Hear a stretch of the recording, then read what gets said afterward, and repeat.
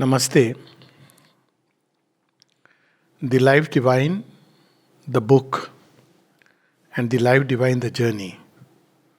So, the Life Divine, the book, we have already had an occasion to turn to. And as we know, it's in two parts. In the first part, Sri Aurobindo lays down for us the warp and woof of creation. What is this creation? How it is built? What are the elements that comprise it?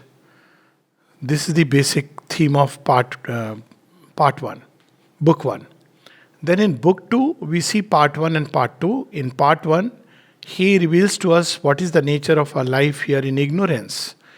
And then he shows us that how this ignorance is tending towards a greater knowledge. And then in part 2 of book 2, he reveals to us what is life in knowledge, and then how humanity is progressing towards it, through what doors, and eventually what is the great consummation towards which creation is moving. So as we can see, this is a whole journey, the roadmap of journey. Like we need to know the roadmap when we are undertaking a great journey, tremendous journey. So this what Sri Aurobindo reveals to us completely in the Life Divine. So where does the journey begin? In fact, we might as well ask what distinguishes truly our humanity, which is emerging out of the animal state. So what really distinguishes humanity, the distinct sign? The distinct sign is not that we are bipeds. Apes are almost so. The distinctive sign is not even that, we think possibly there is a rudiment of thinking, subconscious thinking. You can see the way crows plan things, the way wolves, they plan and attack. There is a lot of meticulous thinking that goes on. Even feeling. Elephants, they feel for their, family. They hold social rituals. They bury the dead. Many of the things that we call as characteristically human are found in higher animals. So what distinguishes humans from others? Another, we may say that we can speak, but it's a different thing that we speak a lot of nonsense. Whereas animals, though they take out sounds, it's only when they need it, and they communicate very clearly with the sounds. So what distinguishes is the human aspiration. So life divine, and we may say the hallmark of humanity is aspiration. Without aspiration, we are as good as dead. So what is this aspiration that Sri Aurobindo reminds us of, which is our true inner truth? And that aspiration is always for perfectibility of our individual and collective existence.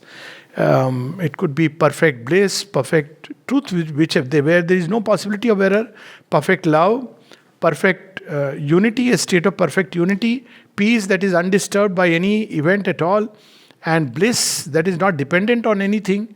But what we have today is just the opposite. There is agitation, there is trouble. Not today means not today, but right since the time, human history is a history of wars and strife. There is a very beautiful passage in Savitri. A dim, long preparation is man's life, a circle of toil and want and hope. So this is how human life has been. Another place he says that though it has developed, but life still is the same in beast and ape and man. So in worm and ape and man. So it is true at one level.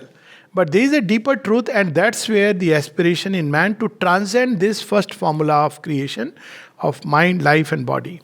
So this aspiration has taken two routes. One is to search for truth through the method of science. Its extreme end is that there is up to a point we can go, but we cannot go beyond. There is nothingness. And the other formula is going up, the way of the ascetic. And he also goes to a point where he eventually declares that there is nothingness, so beautifully explained in the story in the Puranas, where Shiva manifests himself as a huge Jyotirling, and he asks Brahma and Vishnu to discover what is the end. And as the story goes, Brahmaji goes up and Vishnuji goes down below, and at the end there is no end to it. So that is not what we are seeking. We want the formula of a perfect reconciliation of heaven and earth. We don't want to find a truth which at the end is nothingness, because it's an absurdity of sorts. Out of nothing, this whole creation is emerging. It's a logical impossibility. Not that everything that is logical impossible may not happen. It can, but it's a much greater chances are that because we aspire so, because there is thirst in man for perfection, possibly there is a state of perfection. And that's where we are revealed, Sri Aurobindo reveals to us that the Vedantic seers, by the methods of Vedantic knowledge, they discovered a state of perfection within. And this perfection, when they found that from that perfection, creation has emerged out of that perfection. But then creation is imperfect, but that state is a state of perfection. So they try to explain it in various ways, and one mysterious word that we keep hearing is Maya. And Sri Aurobindo reminds us Maya is not a power of illusions. Maya is a power which limits the infinite, gives it a finite form and name and shape. That's what Maya does. And that is because the original plan is Ekoham Bahushyam. One wanted to become the many. So this much he makes clear. And what is the substance of which this creation is made? This creation is made of the same substance which is the divine. That is the unique part. So Sat, Satchidanand. So Sat has become matter. And Chit Tapas, the force of the supreme, the divine force, the divine consciousness, that has become this struggling life that we find here. And the supermind, which is the divine mind of complete gnosis, omniscience of God, one with omnipotence, that becomes the human mind, fallen here, blind, struggling, ignorance. And what about the soul? The Ananda, a drop of that Ananda resides in a being as the soul. So now we have the picture, the whole planning that we are miniatures divinities, but because we are miniature divinities who are always striving to regain that infinity. Hence there is the struggle. So in ignorance, this struggle takes the form of desire and ego.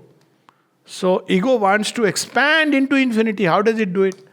It only knows that take this, take that, appropriate, everybody should think like me, everybody should feel like me. Ego wants to stamp itself on the whole creation. Everything should be according to my wish, my plan. Why didn't God consult me? It's a big crime. He should have asked me what I should do, sir. At every step, moment he should ask, but he doesn't ask. So, this is our first thoughts when we turn towards, when the ego tries to seek infinity. So, it seeks infinity by expanding itself, aggrandizing itself, which is what the Titan does. Asura, and he implodes because that's not the way you can create. You have to discover that infinity and you have to allow for the diversity which is there in infinity, because the original plan is unity in diversity. So then after a while, desire also tries the same thing. It strives to possess everything that it can lay hand upon. And again, we discover that that is not the way. It only leads to a never-ending cycle of pleasure and pain, the dualities of life that we experience, good and evil and everything else. Now, when we go through this class, this is the first level class in ignorance, and much of humanity labors in it. A time comes when we wonder, what is this game about? What is this constant, that Taramaji, Jula, the giant wheel on which you are spinning? So what is this about? So that's when something within us began to become awake, the psychic being in man. But Sri Aurobindo introduces us that to us. He gives us hints and glimpses, but it comes later. So he says, first we must understand there are two levels at which life operates. One is the life in ignorance, and second is the life in knowledge. And there is a world of difference between the two. Life in ignorance is like somebody who suddenly finds himself in the middle of the football field, just wearing that shirt and shorts of a team, whatever team it be. He doesn't know the rules of the game. He doesn't know what is what. He doesn't know what card signifies what. He just sees the ball in front, and when it comes, he has to kick.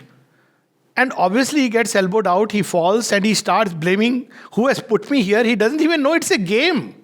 It's a joy, it's a delight. But he doesn't know the game, he doesn't understand the game.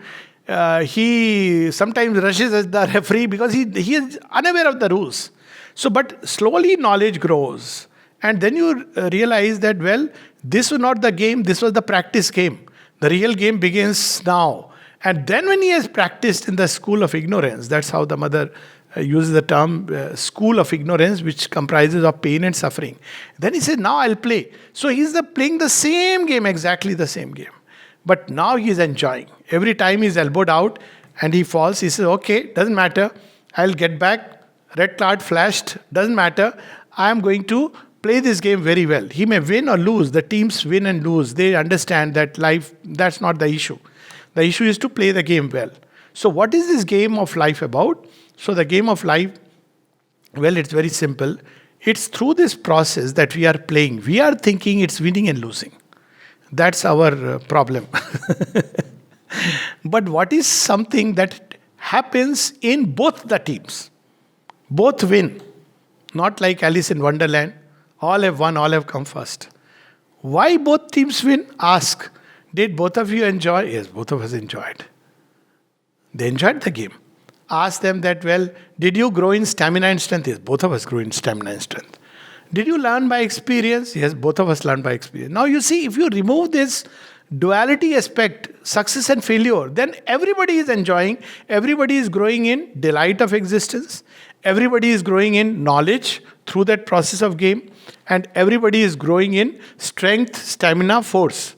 This is the game about. It's a growth of humanity towards his divine possibility. So, in this game, we have all kinds of things, including the presence of something evil. In any game, you will see there are players who will keep you doing langdi to you. And you have foul play, you shout, but he has done the foul play. Even if red card is shown, you are on the ground. But if you really look carefully, I'm giving this game analogy because one way when we look at life, it looks like a battlefield. Another way, it's a game. So every time you fall, what happens? You become conscious. There are two responses we may give. One is of fear, shrinking. Now that's the response human beings have been giving. And then they start looking for moksha. This is a terrible game. I don't want to play it. But another response is, let me learn the rules of the game. Let me play well. Let me become so conscious that even if the person is trying to do a foul play, I have become conscious enough and I don't fall. This is the reason why evil is permitted in this creation. Of course, the game is at a much mega level than a small football game. And that's why it's tremendously delightful and tremendously dangerous. Sri Aurobindo at one place says, delightful, dangerous world. And another place he says, because it is dangerous, it adds to the delight. He uses the word, the adventurer's soul takes delight in this. Supposing the game was not adventurous, you just came here and everything was easy. You will feed yourself on all the fried food and everything, no disease. Because there is no disease, everything is wonderful. Then people will just lie down on the couch. Why? Because there is no illness, no problem, nothing. And then you will go back. No, there is danger stalking at every door. It adds to the day. This you cannot get in any other world. That's why the mother calls it the great adventure. And this is not just an adventure, the adventure of adventures, the greatest endeavor man has ever undertaken. When he is done with all the possible adventures, he seeks this ultimate adventure, which is to discover the spirit, the reality, the truth, that supreme, the creator of whom we are portions, parts, part and parcel. So then a time comes when we begin to, there is an urge to move out of this state of ignorance towards knowledge. And this journey goes on through many lives, and there are many planes, many actors in this play. Seen and unseen. See, you are playing the game football here, but there are many spectators who are adding, boosting your morale, or who are pulling it down. So there are in this game cosmic forces, gods, demons, and many others who are participants incognito.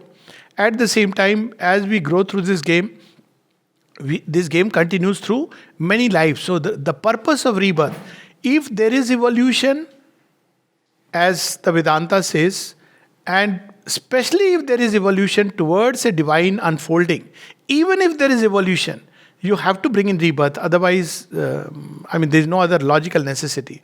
To imagine God is sitting out there only with a summary statement that tell me how many sins he committed and how many good deeds he committed, then he'll be a very poor God, He has many other beautiful things to do.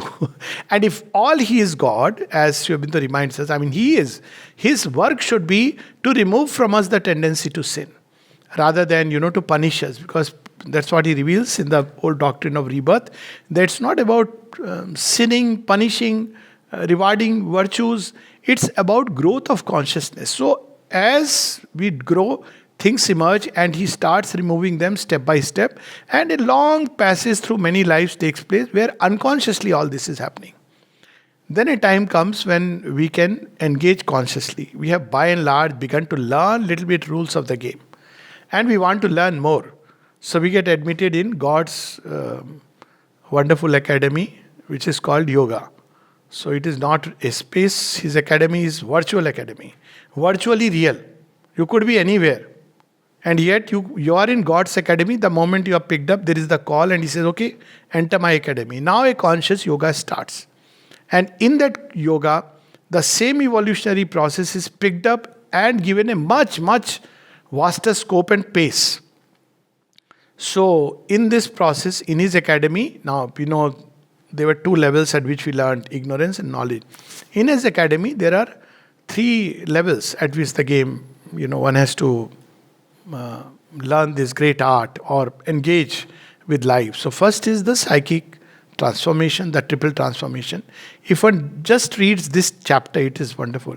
Before entering his academy, there is an entrance exam. Yes, we must, after all, there has to be. So there are four doors through which you can enter. So if you are a religious tendency person, so okay, you go into the religious section, fill your entrance exam. He will see whether you are religious just for satisfy me, or this religious tendency took us to the urge of the beyond.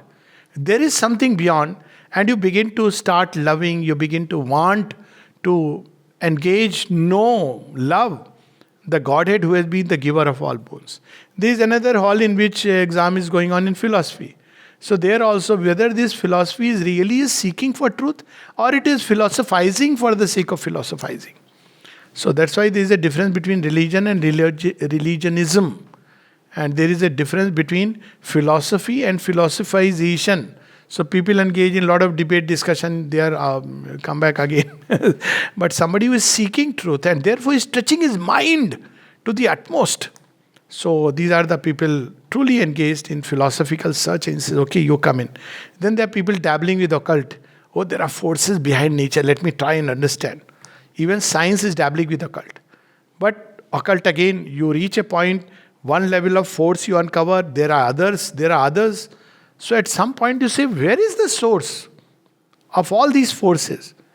Then again, come in. I'll take you to the source. And then there is, of course, the fourth door. Time to time there are glimpses. We are still in the house and there are windows which open. And time to time we have a flash. Oh, this was something so beautiful. I went to the Samadhi. I felt like this. So a time comes when we are ready. And we say, okay, all these glimpses are very fine. Please open the door also. We want to now engage with the full thing. So you'll say the door is open. You have only to step in. One of Mother's messages, very powerful message. You'll find it in 94. The last music Sunilda composed. The door is open. You have only to step in.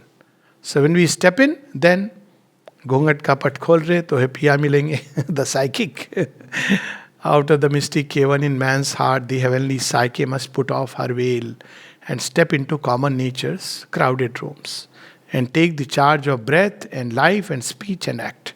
So this psychic transformation, where the psychic, instead of the ego, right now the ego governs and controls life. In place of it, the psychic governs life, and there is an orientation to the right and the light. In short. So always the psychic will always the unerring guide. It knows, But this right and light is not the way we understand the moral right. Psychic may take you through a passage which may appear like, it may scandalize the strict moralist. But for the psychic being, that is the path which one has to take. And it takes, if one really follows this unerring guide. Sri Aurobindo says at one point in the synthesis of code, it is better to follow the psychic, even if it seems to be an error to the rational mind, than to follow the so-called light of reason. But of course, these are all with riders. Every vital impulse should not be mistaken for psychic guidance. And then he describes what is this really psychic guidance, how to distinguish it from all kinds of caprices, etc. And then a time comes when the psychic begins to govern us, and there is a very beautiful, as he describes, causeway of the gods. Nicely we are moving on a lane where there is no traffic. So all the traffic is going on, jostle, all. This is a different lane on which we are put. That ambition lane, where crowded lanes, we are out of that. There is a causeway of the gods where you can go nicely, coolly, wonderful. Now, if this is what we want to, it has been done already. But we are not happy just with the causeway of the God. We want to participate, to become one with God in His being.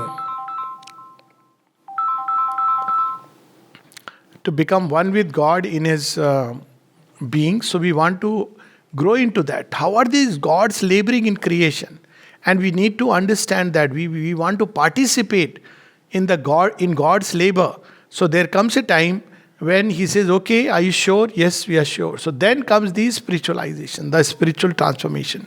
So in spiritual transformation, suddenly we open up to a vastness beyond measure. So from the individual psychic transformation is an individual transformation. Beautifully in Savitri, Sri Aurobindo describes a camp of God is pitched in human time. So, O soul, it is too early to rejoice. So then we enter into, from that state, the centers begin to open. All the cosmic knots begin to open. And then we enter into the vastness of God. Till now it was, causeway of the gods. Nice, wonderful state to be in. But then we start engaging in the vaster universality, the universal movement, which is necessary for transformation. So that, what does it mean? It means now the grief of others becomes our grief. Also the joy of others becomes our joy. So Shiva and Krishna fuse, become one. In us too, Krishna seeks for love and joy. In us too, Shiva wrestles with the world's grief. So that becomes a much larger movement, and Sri Aurobindo describes it becomes like a world personality at the overmind level. Of course, world personality has nothing to do with who's who and New York Times and all that. It's an inner state where one is growing into the cosmic consciousness, global consciousness, not of global times, but global consciousness. That is all the inverted reflections in the Asuric mind of something like a truth. So when you read global times, you understand it has nothing to do with global, it has something to do with only local. But local which wants to, like the Asura, expand and become global by stamping its own sign on everything. But that's an aside. So that's next step is spiritualization, where we start discovering new modes of knowing, new modes of feeling. All these begin to change, new ways of being in life, engaged with life. And a time comes when we reach that point where the consciousness becomes more and more cosmic. So your single thought begins to reverberate in the world. Your feeling, it becomes a cosmic sentiment. It has action much beyond your immediate surroundings and the people you engage with.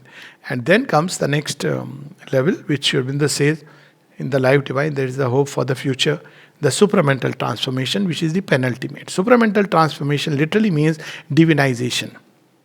Supermind is the divine's consciousness with which he engages with the world. It's his creator aspect. So if we don't go through the supermind, then we can go into the divine, but we will never understand creation. So it is the consciousness of the creator which bases itself on truth. And because it is the consciousness of the creator, it shares the original omniscience and omnipotence of the divine. And it is through this consciousness, truth consciousness, that the divine has planted the real idea into this creation everywhere like a seed. It is this real idea that emerges in us as aspiration and finds its fulfillment in the supramental transformation. So it is with the supermind that there exists the right relation, the way the divine connects with the many. He is one, but he connects with many by his infinity. If he is one but a point, as we paint him, he cannot connect with all. But when he is one and infinite, then everything is possible. So, supermind means infinity of the divine. It means eternity playing in time. So, we understand now the original rhythm. It means that we know the right law and right relation of every creature. And therefore, there is no standard format. ये मेहमान आएंगे, बच्चा इनको नमस्ते करना, uncle जी हैं, touch his feet. Supramental, on the way even, supramental children will not do that. Okay, they are becoming a little truth conscious. So they won't follow these norms. They will follow from their heart. If they feel like respecting, they will do it. Sometimes unexpectedly. And if they don't feel like, they may say, yeah, uncle, kya uncle hai? मुझे नहीं मिलना है. Now, this is of course it's still in ignorance, but because the supermind is acting, what it is doing is all the artificiality, hypocrisy, and all these things, falsehood which was governing the world, it is just beginning to displace it. It has this kind of action, it's beginning to displace this entire thing by its mere presence. And it wants to make room for the action of truth. Meaning thereby now all our relations with each other, with birds, beasts, God, plants, earth, water, sky, everything, elements, is purely based on ego. If you really look at it, it doesn't require any philosophy. Just a sincere look. Who are the people with whom we try to connect? Fayda hoga isse. Let's note his number. Politician and big, industrialist. This is how we relate. Ped kaat do, because immediately we need it. That's it. Let's turn it. So people are nowadays talking about, Earth, Save Earth campaign. Save human beings by changing them and everything else will follow. You want to save Earth without changing human beings? Impossible. That's exactly what Sri Aurobindo proposes. That you cannot hope to build a perfect world with imperfect human beings. People will say lip service because nowadays even, having an NGO which is engaging in Save Earth movement is a big thing. Lot of money and lot of name. Look, this fellow is working for saving Earth. You cannot save. It will be nice sloganeering, that's all. But the day you change a human being, that day you are sure that Earth will change.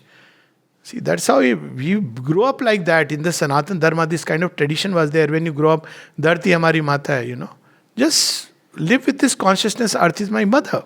And if you are sincerely living with this truth, it will change a lot of things. So supramental transformation will be a radical change of consciousness. It will be divine's look upon things, and not just a look, but action upon things. So it contains knowledge and will, and they are in unison. It's not like knowledge is there, but will is, the flesh is weak, the spirit is willing. It won't be like that. So there'll be a perfect action, fully adapted to the entire play of forces, revealing the truth of each moment, and it will not be a standard format, which is how reason does it, but with each person it will be different. That's why we cannot understand the divine action. Because we expect him to do the same thing with everybody that only death does. The divine is different with different people. He is very partial to Arjuna. Excuse me. Well, he doesn't care. Karna is lying on the... he doesn't say, oh, no, we must be fair play. His fair play is only one. Truth should manifest. If you are standing in the way of manifestation of truth, you are washed away. If you are aligned with the truth, you may have 100 defects, but he will keep aligning you. You have this aspiration. So this is what we will see this passage toward the end. He speaks about the Gnostic being will develop like this. It's different from the rational being. That's why we cannot understand God's play. And with the same person, one moment he will act in a certain way. Next moment, depending upon how your inner change takes place, his action may be very different. So this will be the way Gnostic beings will deal with life. So it will be an intuitive relation and not a rational way of standardizing everything. Very intuitive. So there will be the emergence of intuition having a much freer play in humanity. Naturally, it means certain dangers. There are a lot of pseudo-intuitions, things which may mimic, but then humanity has to pass through this passage.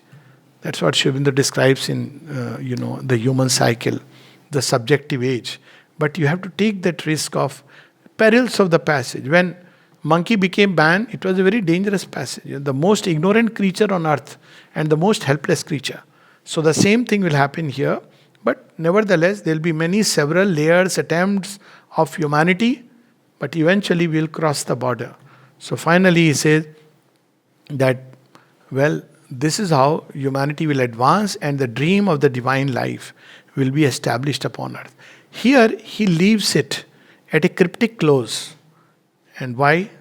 Because the mother is not yet in the forefront and the supermind is yet to manifest. And yet he closes with such a wonderful hope And we'll just read that little bit. I'll just read two passages. The first passage in book 1, the very first passage, and the last passage in part 2 of book 2, and see how they connect. So he starts with this: the earliest preoccupation of man in his awakened thoughts, and, as it seems, his inevitable and ultimate preoccupation. For it survives the longest periods of skepticism and returns after every banishment. Civilizations have come and gone. Pralayas have come and gone. We don't even know who existed, who didn't exist. What was the dress of people, what was the language they spoke. But one thing we know, that they all aspired for the same thing. Asado ma sadgamya. And that is the credit of India, that it has preserved that aspiration in the mind of the race. 10,000 years back, the rishis roamed in the forest. Same aspiration as today that we have. Asado ma sadgamya, tamso ma jyotirgamya, mrityor ma amritam gamya. So, the same, it returns. Civilizations, empires collapse, but the aspiration survives. It is the real idea. Is also the highest which his thought can envisage. Whatever man may have attempted, tried, this is the highest. It manifests itself in the divination of Godhead, the impulse towards perfection. Divination of Godhead. There is divine. You deny with 10,000 logics. At the end, this divination of Godhead, to discover Him, this is something which takes hold of the human intelligence. The impulse towards perfection, the search after pure truth and unmixed bliss, the sense of secret immortality. Everybody believes that he is immortal. That's why we put up today webinar 5:20, yes, we all will come. Sense of secret immortality. A logician, strict logician, how are you sure whether you'll go or not? Try doing any amount of probable calculation. There is no certain way that science can predict the next moment. That is the weakness, helplessness of our knowledge. Anyways, the grace is there, so we can say, by the grace. The ancient dawns of human knowledge have left us their witness to this constant aspiration. Ancient dawns, the rishis, and the rishis say before us, forefathers. And even today we see a humanity satiated but not satisfied by victorious analysis of the externalities of nature, preparing to return to its primeval longings. And this, this satiation and not satisfied, it reminds me of an incident in childhood. You reach platform almost last minute, and those days trains, it was not like, that perfection. Now, kaun sa gaadi? Ye gaadi ja rahi hai. So you see a couple of people, you enter the train. Then you're a bit unsure, uncomfortable. Then you come to know, no, this is not the train, that train. Now people rush out and go to the other train. So why I'm giving this example is, 50 years back, 100 years back, dream destination, America. So everybody is rushing to America. And there are buildings, it's nice houses, everything is there. Wonderful. Now they say, all this is there. Where is our soul? Oh, we left behind in India. So let's... Everything was packed except this thing. Why? Because it says you go. I can't get nourishment. I mean, this is a bit exaggerated, and my friends will pardon me. But there is a truth in it, that the way India nurtures your soul, nowhere else in this world you can find it. This, I'm sure all of us who have gone and lived know it. So then now what is happening? Oh, this was not the train. Train to piche chhod diya. So we are rushing back. So satiated but not satisfied, returning to its primeval longings. Milne wala cheez to wahi tha. The thing that we are finally looking for was there. So it's okay, it doesn't matter. Ghar wapsi is fine. So satiated but not satisfied by victorious analysis of the externalities of nature. Perfect था system. Externalities, अरे वहां जाके ताली बजाने से light आ जाता है, उतने ही नहीं, first time I just stepped into a room and there was light and I said, oh my God, somebody left the switch off. So Adat, but there is no switch. So I'm wondering what happened, So then as I move out, lights go away. So it figured I had to use my intelligence combined with common sense that, okay, this is a sensor. I said, wow, something very nice. Victorious analysis externalities of human nature, which is good. But then you want that light, which hears the footsteps of God. So, the earliest formula of wisdom promises to be its last. God, light, freedom, immortality. Where do we find freedom?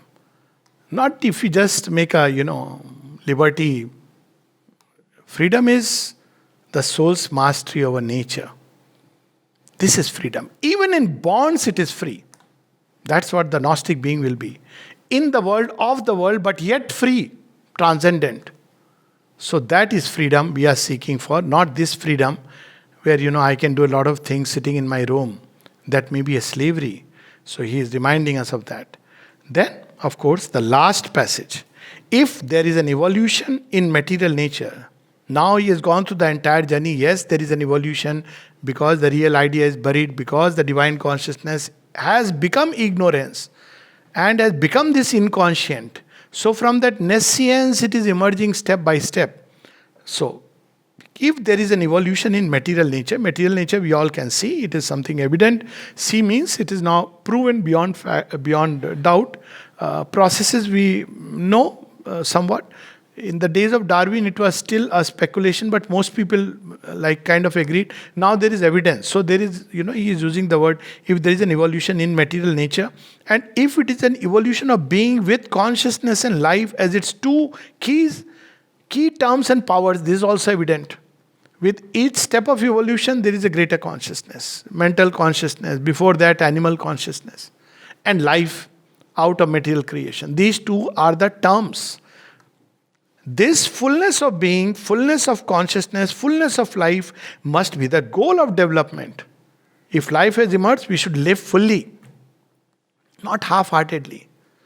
Chal, आप खुश रहो घर आपने रहना भाई विदेश. This kind of a weak need and that is illusionist philosophy. Let's go home. Make this the home of the Lord. Wonder home of the wonderful. So this life divine is a tonic for the soul. So he says, fullness of being. We must be fully. Not this ego personality. Not even enough to discover the individual soul. Our universal cosmic being, the transcendent being, we are that. And we must discover it in every which way. And that is only possible, these three terms together in the supramental. So he says, fullness of being, fullness of consciousness, not this half mental consciousness, half blind, struggling ignorance, but fullness of consciousness, which means full knowledge and full power. We are meant for this. Fullness of life, not subject to death, disease, incapacity, must be the goal of development towards which we are tending and which will manifest at an early or later stage of our destiny. Because this is the aspiration, it is itself a sign that it has been sanctioned. The self, the spirit, the reality that is disclosing itself out of the first inconscience of life and matter would evolve its complete truth of being and consciousness in that life and matter. It would return to itself, or if its end as an individual is to return into its absolute, it could make that return also, not through a frustration of life, but through a spiritual completeness of life itself in life. If at all one wants to return, let's finish the task. Let's create this wonderful life divine. And then say, okay, now I want to be just with you. It's a well-deserved and well-earned. Not like, oh, nothing can, kuch nahi ho sakta, let's go back. That's not what is manhood. That's not what is expected of us as children of the divine. Our evolution in the ignorance with its checkered joy and pain of self-discovery and world discovery, its half-fulfillments, its constant finding and missing is only our first state. That we are well aware. So, It must lead inevitably towards an evolution in the knowledge, a self finding and self unfolding of the spirit. Very consciously, then we engage with this. A self revelation of the divinity in things, in that true power of itself in nature, which is to us still a supernature. So, supernature is, of course, the divine Shakti. And instead of living in this ignorant nature, more and more we have to allow ourselves to be run by the divine Shakti. And the entire yoga is to prepare the nature instead of this normal ignorant nature, so that it is the divine Shakti which can move us in every cell of our body and in this large universe and every cell of this universe, every atom of existence. Namaste. We can have question answers. Namaste, Alokda. Namaste, Manan. So, in terms of, since the time Life Divine was written, since last 100 over years, in terms of reconciliation of matter and spirit, could you touch briefly about that? I mean, what is in the experience that we can kind of relate to, say, the Life Divine, especially in the last couple of years as we kind of begin to see early signs of subjective age? Thank you. So, what has changed? Let's just broaden it a little since the time it was written. Though, of course, it was written 1914 to 1919, Sri Aurobindo revised extensively, especially part 2, book 2, and even in that part 2. So that was extensively revised in late 1930s. I think 1939-40 was the last revision, and then it was published. At one point, Sri Aurobindo did say that, he wished to revise book 1 much more extensively.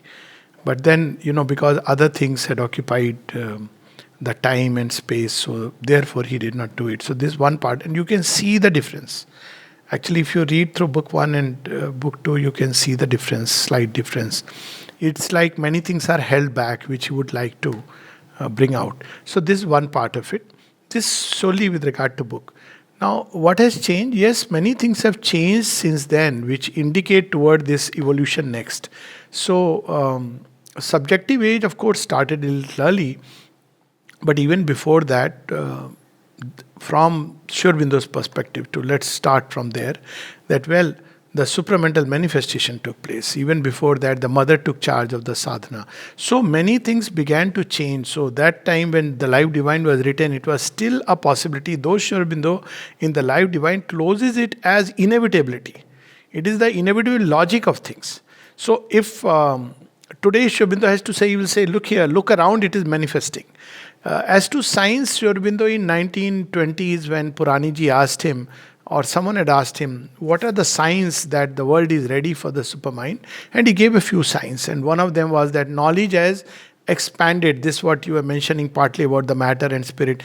It is bursting beyond its seams. And, there is no other choice but to go through that current toward the other side. So this, of course, we know this process started in 1900, and today, as the mother said, science has already entered the occult world. It is already there in the Life Divine also. Science has entered the occult domain, and that's why there is an urgency for evolution. In fact, Sri Aurobindo says it's an evolutionary crisis because science has placed at human hands disposal things which are tremendous. Like, for instance, it's not about Isaac Asimov's novel only, but look here today with, artificial intelligence now coming up. Now, what is artificial intelligence? You have everything which human brain can do, it can do much better, but it has no heart and feeling. You've created a technological Asura. Now, imagine if it's at the mercy of an Asuric being, what devastation it can do. So, the urgency of, creating, of evolving across the chasm has really pressed, and this the mother repeatedly reminded even after the supramental manifestation. I think it is in volume 9, so must be 58, 59 talk, where she says the urgency of the spiritualization of mankind. And she says it is enough if few can become pure gold. And then she says that, time presses. Sri Aurobindo used the word, if only man consents to be spiritualized. And then she added, time presses. And I must add, she says, time presses from the human point of view. So what has changed is this part is about the knowledge explosion. Then he said the number of abnormal phenomena. Why? Because when a great force is beginning to descend, human consciousness somewhere feels the touch and senses it, and it begins to behave in ways which is not normal. So the norm started breaking, and I think yesterday I did mention that when number of people who are going mad began to increase, the mother said yes, it's a sign because that new force is upsetting the whole balance of the human world. So you see again revolutions began to appear. If you look at the previous century and even this century, it's a century which has been not this previous and the previous to previous one. So from late 1850s or 1860s 70s, you see there have been revolutions. Suddenly, before that there was a status quo. And suddenly many things got thrown out. Imperialism, Tsar, even what replaced it is beginning to go away. So many massive changes which took place because there was something, human consciousness was receiving, but it didn't know how to respond to. Third sign which he gave was that the descent of vital forces, which of course was the First and Second World War, because they knew that the supermind is, before human beings come to know, the gods and the Titans, they come to know. So the Titans try to prevent it because they know Earth is our field. Earth is emerging out of inconscience. So matter is their hardest foe and they won't let it go. So even when inner change takes place, so much difficult to work on matter and physical body because it's their fortress. So there was the descent of these vital forces. Fourth, he said that the rise of men who wield tremendous vital influences is another sign, which also we see the springing up of so many gurus and movements all over. And then, of course, the awakening of the spiritual thirst in mankind. So there were signs which he could see. Subsequently, the mother added number of signs. For instance, women in large sections of humanity. Women who were considered to be always, they have to be subjugated. Suddenly you see what happened, the change took place. Very silently she changed something here. And its repercussions were felt everywhere. So this women and youth unrest and women beginning to, say that, look, we don't want to be either subordinated by men, and now they are beginning to say and not become like men either, because their men are very poor, examples to imitate. So they have to be themselves. So this rise of the eternal feminine in the race, that's another thing which has started. More and more women figures have begun to take the lead. You see, people don't even note it. But there was a time, 100 years, as you said, 100, how many? When did America get the voting rights for women? They couldn't vote. Forget about standing in an election. And if you look at it, people speak of India as, at one time, developed country, and you name how many women presidents are there outside, prime ministers, and we had. So this is something you'll suddenly see at a point of time in India, in Pakistan, in Bangladesh. There's a point of time all three had, feminine prime ministers. So these are signs which went unnoticed. Then in medical science again, there is a bursting. People have tried. Now, we are moving in a circle of medicine. Now, there is a search for other ways because people are sick and tired. Okay, you are only changing the medicines. You are increasing the medicine. Is there another way?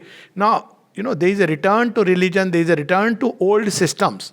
That is not the solution. But for a moment, it is helpful to break us from that impasse in which human beings are caught. But the right solution is to go ahead and discover the spiritual ways, which is what will happen eventually. The thirst for spirituality has become so massive that world over, it was unimaginable. Many of us may not have experienced.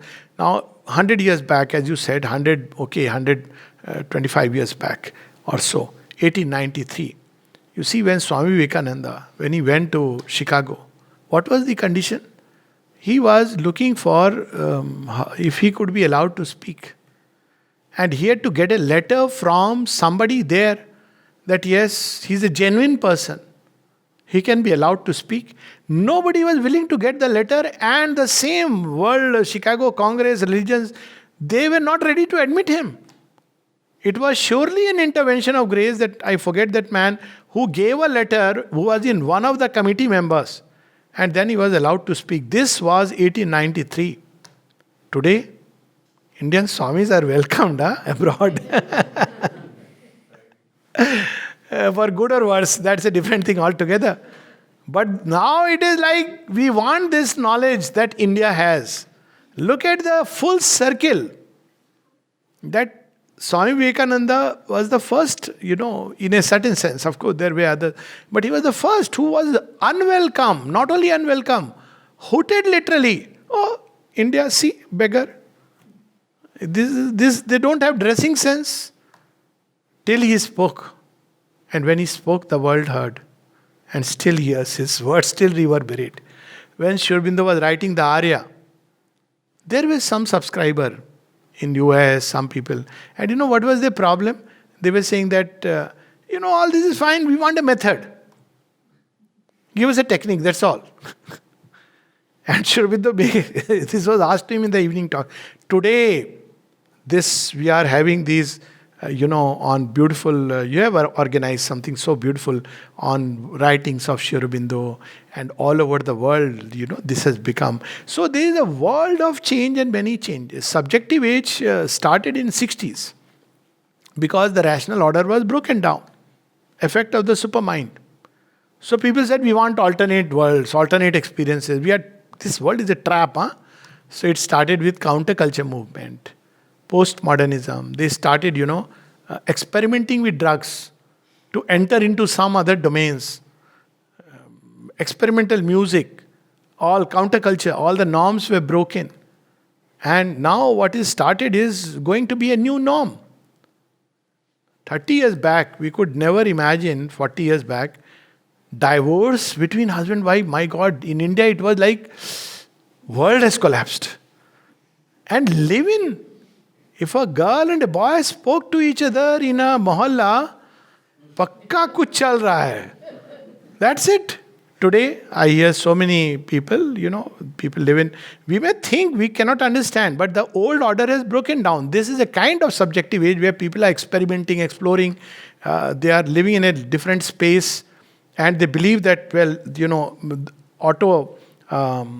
ethnography, that each person has a right to understand his life in his own way. So there are many, many things. Individualism, because the psychic being has developed thanks to this pressure. So there is a great degree of, in India at least, individuality, which was missing.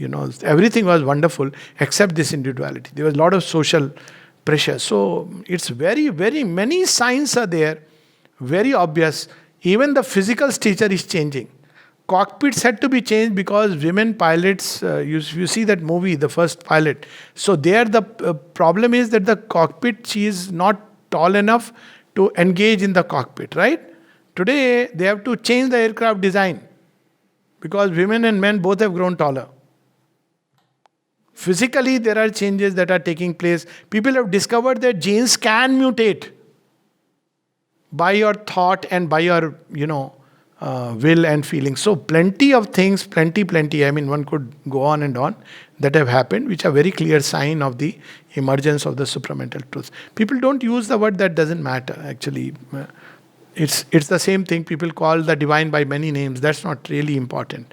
The important thing is that truth is establishing itself, and wherever people are ready, they are opening to the new consciousness and they are surging towards a greater light. Sir, Madhavi Prasad ji is asking that you mentioned freedom in today's talk, and could you please brief more on spiritual freedom in terms of Sri Aurobindo? How spiritual freedom could be achieved in today's world of aspiration towards materialistic goals and not for spiritual growth? Thank you so much. So, the freedom as it is understood by the, as I said, De Atmabodh, normally the way we understand freedom is the wish and the freedom to do whatever we feel like. Not knowing that we are nothing but puppets moving on a wheel. We think that we are doing what we feel like, but it's not we who are feeling life. A thinking puppet is this mind of life. So there are forces which press upon us, forces of ignorance, and we are nothing but a play tool. So this is one part. This is the way freedom is understood in a certain context. But in India, freedom always meant Swaraj, then Samrajya. The rule, self-rule, literally. The rule of the self within, the greater self, the Atmajayi. That's how he was understood. So a person who governs his nature by the strength of his soul, and neither by outer norms and forms, which are, uh, basically governed by, at best by reason, at worst by vital impulses. So he doesn't follow that. He follows the strength of his soul, the voice of his soul. This is what the trend toward that is coming up. But that is what freedom means. But that means first we must discover our soul. If you have not discovered the soul, it is better to follow the voice of reason and the rule or law of the land. Law of the land has anyways to be followed.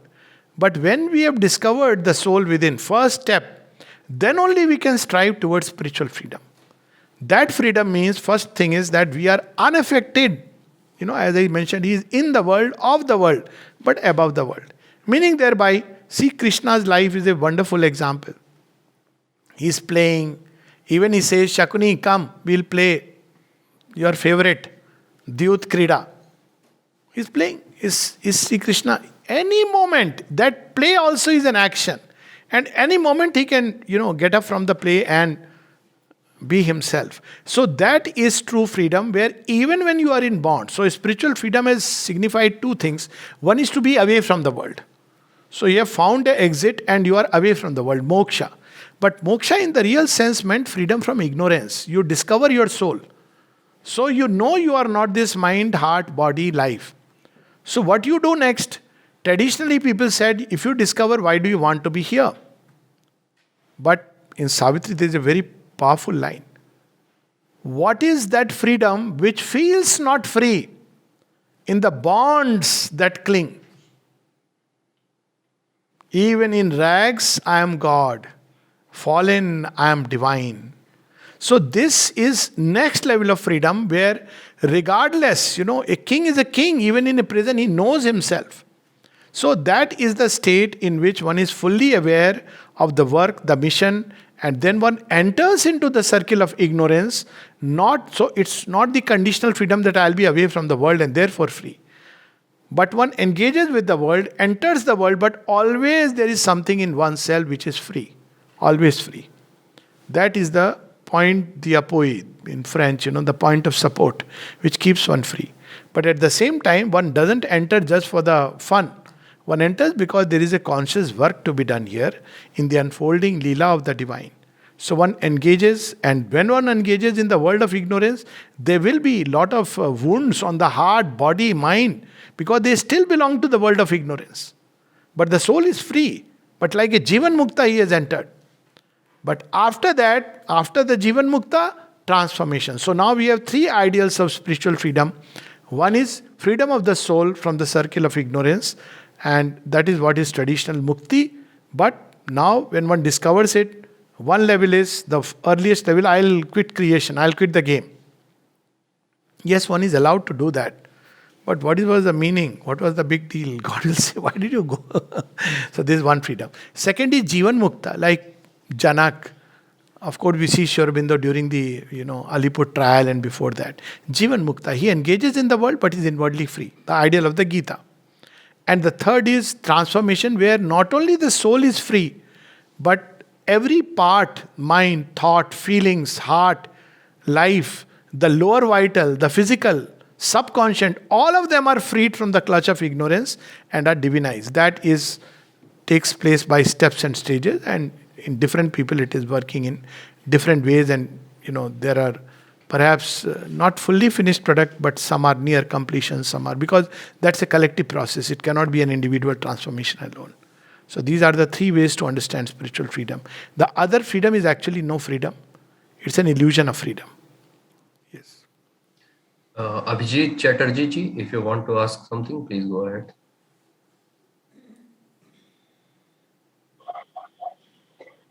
Yes, Anugda, I'm immensely grateful for the wonderful narration, the inspired talks, glimpses of this great book. Just like to know, you said that the breath and speech and act, everything will be governed by God or Supermind. When does that stage come? And number two, the Titans and the Asuras. If are they also progressing towards godliness? Uh, yeah. Okay, that's a wonderful question. Yeah. So first is, when does the stage come when breath and life and speech and act are under the divine governance? So it's not a sudden transition from one to the another, but a gradual transition. So as the psychic being begins to take lead, to an extent, there is a discernment which begins to awaken. And eventually, the full psychic emergence brings a perfect discernment, true bhakti, unconditional surrender, love for God, faith, etc., and a psychic intuitive discernment about one's own life, as I said, causeway of the gods.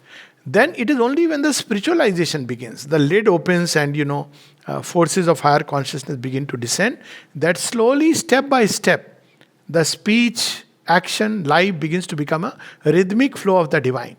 So, of course, straight away we may not catch the original cadence, but at least we catch some far off glimpse. If not near Krishna hearing the flute, but a far off flute whose melody begins to draw us and begins to tune our, as I said, speech and breath and act. Breath, literally breath, and even the heartbeats begin to tune to that touch.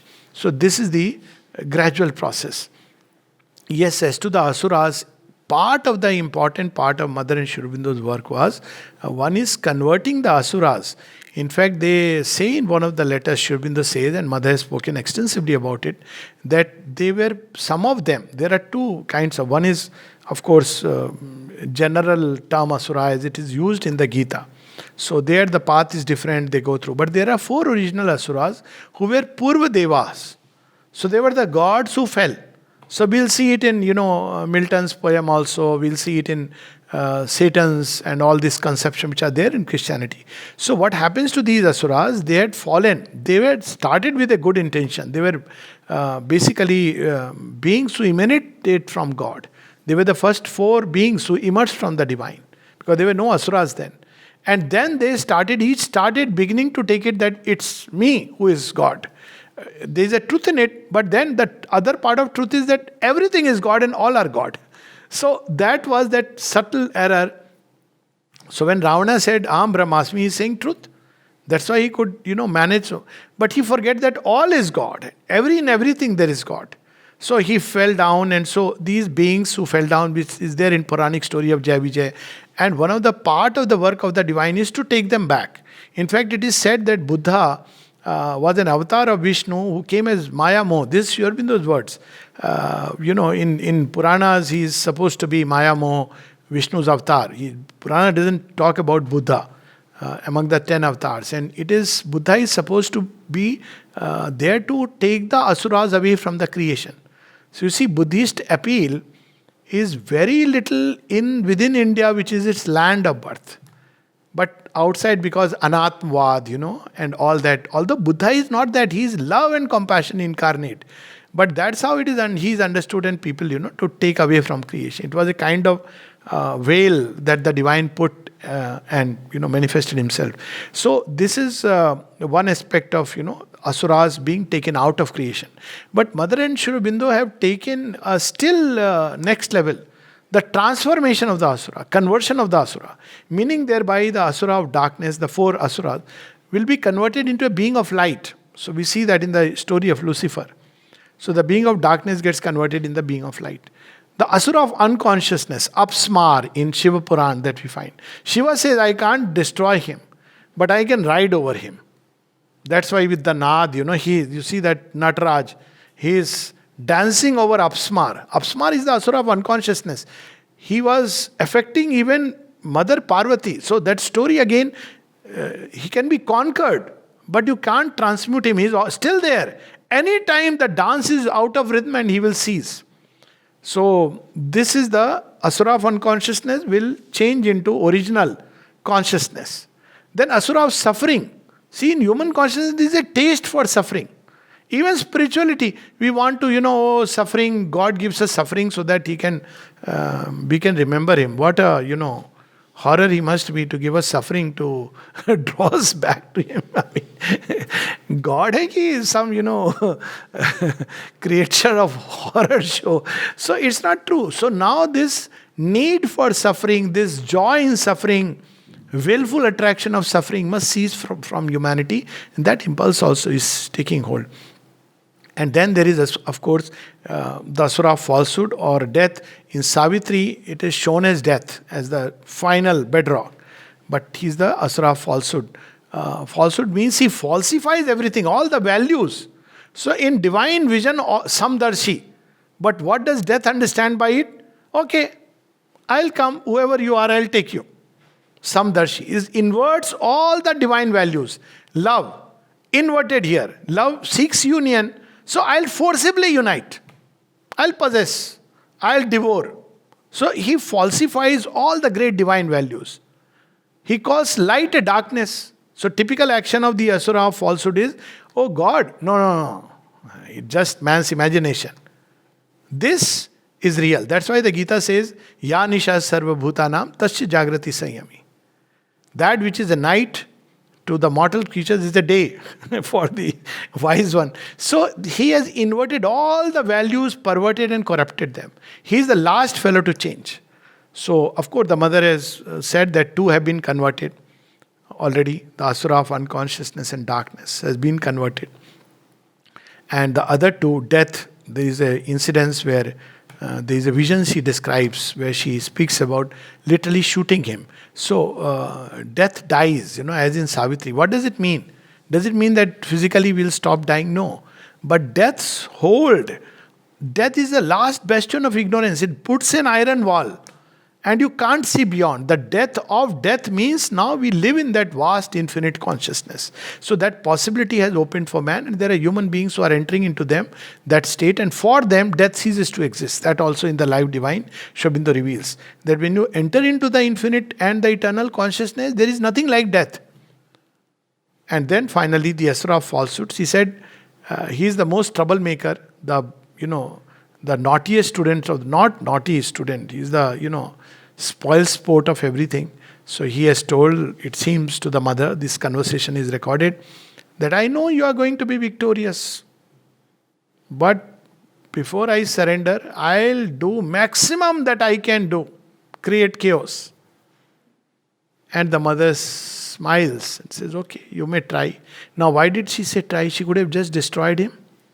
So mother says, because human beings are so much under his influence, that if she destroyed the Asura of falsehood, humanity will be destroyed. You have to just look into ourselves and see where all falsehood has penetrated. So he has captured us like this. So before that, there should be a section of humanity which should begin to escape from his clutch. So that's where the truth consciousness and all this is taking place. At the same time, his conversion, and he has gone to what extent? Mother describes that, and other thing is, when you give freedom to the Asura, that is the fastest road to his collapse. It's like he grows bigger and bigger and implodes suddenly. So he went to that extent that mother said that, he almost took the form of Sri Aurobindo. And there is a description, one of Nalnida, where he came to him as Sri Aurobindo's form, and then he was about to bow, and he saw the feet, and he saw this is not Sri Aurobindo, because he told him, touch my feet, and said, Sri Aurobindo will never say so. And then he knew he is the Asura of falsehood. And then the mother, he came to her and started saying, you must atone for all the sins. See, there is a description in Savitri, in the black, toward the black void. So, what is the sin? The sin of creation. Why did you create? You see, there are people who are fully steeped in falsehood. Creation is for delight. But see, they will say, blame God. Why did you create at all? We must know it's the voice of that being. So, he wanted her to atone for the sin of creation, for the sin to be. And then she saw him. And then she could have very easily, it's for mother-child play. He says, I let him off. So the disciple asks, why, mother? because, after all, he had taken the form of Sri Aurobindo. So she said, I know it is his days are numbered. So at that point of time, and of course he says that he has multiple emanations in the world. He says, well, his fount of strength is cut off. But just as when a tree's roots are deprived of nutrition, the leaves are the last thing. The last thing will be on top, you will see that it's withering. But from below, the sap that has been taken away. That was her work of transforming the subconscious and the inconscient. It's described in great detail in Savitri, Savitri also, but in Mother's Conversations agenda, where she speaks about transformation of the inconscient, the general inconscient, the mental inconscient in human beings, and the cells through which she entered into the inconscient, because the living cells have emerged out of that, and then she has transformed it. So it's a question of time. One can see it happening. Sudden radical conversions of people whom one had never expected, and consciousness has definitely grown upon this earth. This idea that death is not something which is a must, this idea has taken hold of humanity. Even science has accepted that death is not a must. The urge for truth, look at it, like 30, 40 years back, things were much worse, but they were in wraps. Now that is burst open. Everything that is hidden stands exposed. Each insincerity of nature, once thy defense against the eye of the master and the light of the ideal, now becomes a gap in thy armor and invites a blow. So it's the action of truth on falsehood. It's the last thing to change, but it is also changing. World over, things which were hidden are emerging. That itself is a sign. Yes. Thank you so much, Alok sir, for clearing our doubts and explaining to us the concepts in such a great clarity. And with this, we have come to the end of not only this lecture, but this module, which is based on Sri Aurobindo's Life Divine. And the next module will be in July, and it will be based upon Savitri, and Alokda will be taking all the 15 lectures. So with this, we have come to the end, and now we will observe a minute of silence, and then we can call it.